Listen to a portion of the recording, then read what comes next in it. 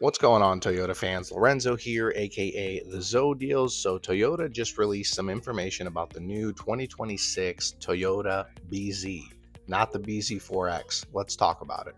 So I currently lease a Toyota BZ4X. I actually did a video when I first got it, when I signed the paperwork for it, and then I also did a video 6 months after I owned it, just to do a ownership experience and let you guys know what it feels like to actually own one of these vehicles. But now let's talk about some of the changes that they made to the BZ. So one of the biggest complaints that I heard about the BZ4X, and I mean I can vouch for it myself, was the range. Obviously, the previous model only had 250 miles of range, and now Toyota's saying that the manufacturer estimated rating is going to be up to 314 miles of range on a full charge. That's a huge difference. There's also going to be a big increase in the actual power of this vehicle. The one that I currently drive actually gets 214 combined horsepower, and now it gets up to 50% more with 338 combined system net horsepower on the all-wheel drive models. Now, when it comes to overall redesign, there is two distinct differences from the previous model and this one. And the new one's going to have a restyled exterior, so it looks like it has the front end design changes to the fascia and lighting with newly available color matched over fenders for like a sleeker look, and then the instrument panel design with a 14-inch Toyota audio multimedia touchscreen, which is the same as the Tundras and the Tacomas. So that's a huge difference. That's amazing. Let's take a look at the front end of the current BZ4X that I'm driving and then the 2026. There's definitely some slight little tweaks on the design that I really like. I wish I would have waited for this model, especially for the range that it gets,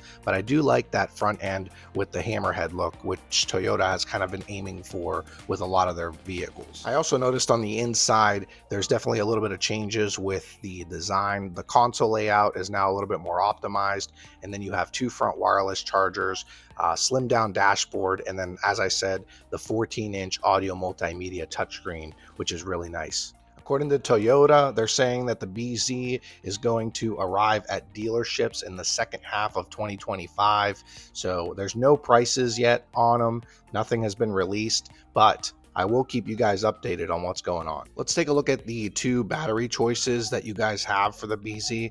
And here's a chart. Shows that you get 314 miles of range on the XLE front-wheel drive Plus, which is a new model with the 74.7 kilowatt battery. Then you get 299 miles on the limited front-wheel drive, 288 miles on the XLE all-wheel drive, 278 miles on the limited all-wheel drive, and then you get 238 miles on the XLE front-wheel drive.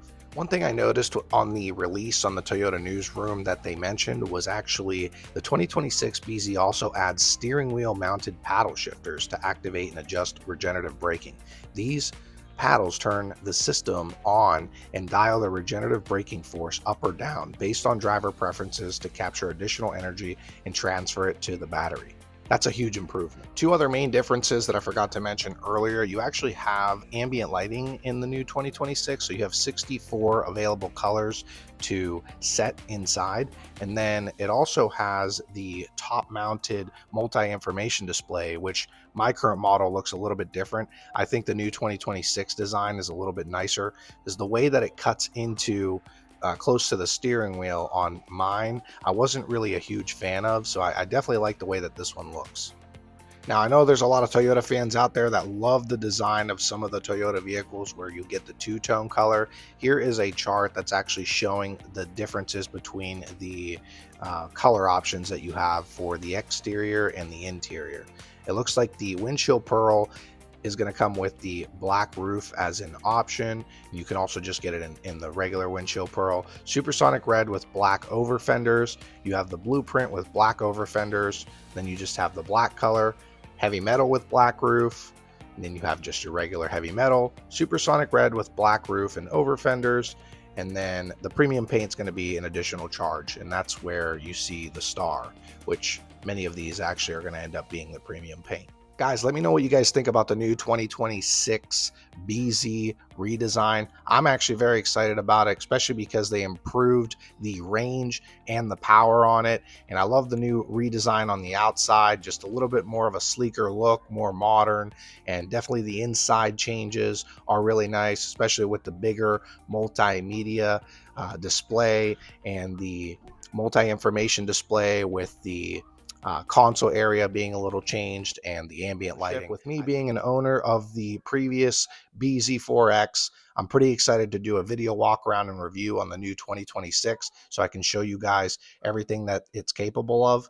And if you want to stay up to date with all things Toyota, you can actually subscribe to my YouTube channel here, hit the bell so you don't miss my next video. And I also have a personalized newsletter that I send to all my previous customers and everyone that follows me on all my social media channels. You can visit thezodials.com and subscribe there.